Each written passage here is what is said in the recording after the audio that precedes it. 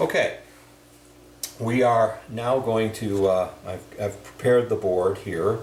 We're going to be doing the last of the color wheels. This is going to be the CMYK color wheel in shades.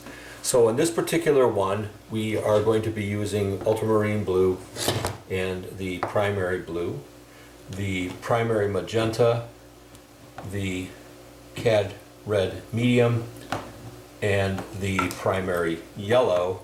And this time, instead of white, we're going to be mixing the colors with black. So I'm using Mars Black here at the bottom. As with the previous videos, I will shut up during the course of doing this so that I can speed up the tape, because it may take me a while to get all the way around. I think in the past, when I've looked at how much I've cut it down by, it is anywhere from 15 to 20 minutes, and I've cut it down to like 3.5 to 4 minutes, so it takes a lot of time out of the video. Anyway, so as I said, this is going to be the last of the color wheels, CMYK in shades. So this is going to be the basis for, I believe it's project number 6. All right, so silent running. Here we go.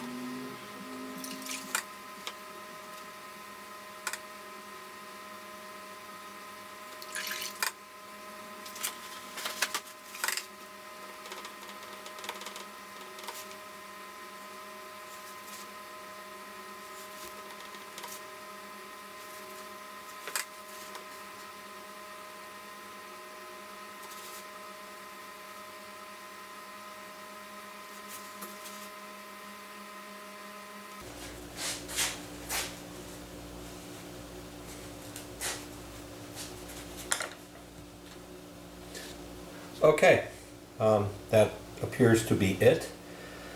I think you'll notice one of the things that you fight with very much doing this is the amount of black that you add. It's quite possible to overpower the pigments completely and end up with just a muddy mess. I have some problems with this board. I can tell you right away, there is a wound in it right here when I peel the tape off, and there's another significant one there, which I'm pretty sure will probably show up when I do the scan on this. However, I think for the sake of demonstration, this at least gets across the point of you have to be like really sparing with the black.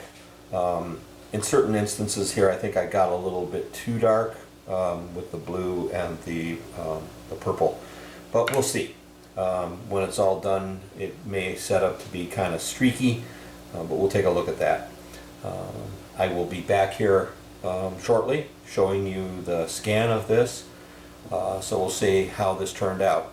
I have a previous example of this that I can show you if this one doesn't turn out to be exactly what I wanted here. As I said, this can be a very difficult process. It's probably the more difficult of the 4 color wheels to do because of the fact that you're battling the black.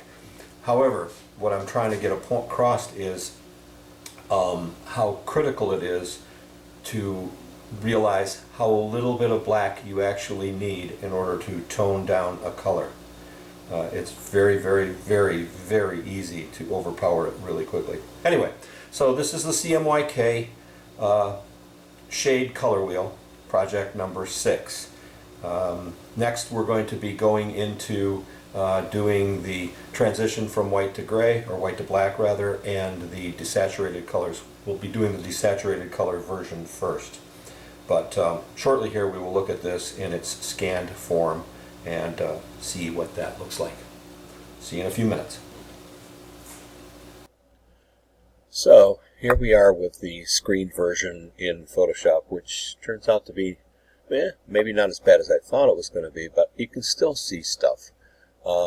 Like for instance, there's this odd or awkward transition line here where the yellow-green goes into the green. There's some board damage. You can still see some there, and you can see some there. And there's a little bit of paint peel right in here where I pulled the tape up and it would pull away the tape. And then, of course, there's the obvious, streaks in various places.